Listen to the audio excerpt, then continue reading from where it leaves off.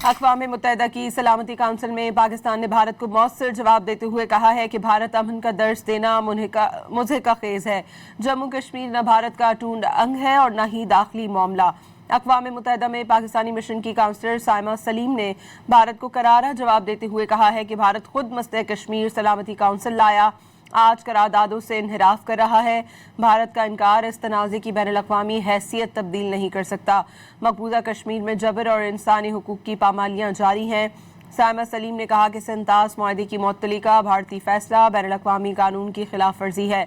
दरियाए सिंध का पानी जिंदगी का जरिया है, जंग का हथियार नहीं। पाकिस्तानी काउंसलर ने कहा कि भारत से मुंसलिक दहशतगर्दी के नेटवर्क आलमी सतह तक फैल चुके हैं। भारत में हिंदुत्व नजरियात ने इस्लामोफोबिया को रियासती पॉलिसी बना दिया है।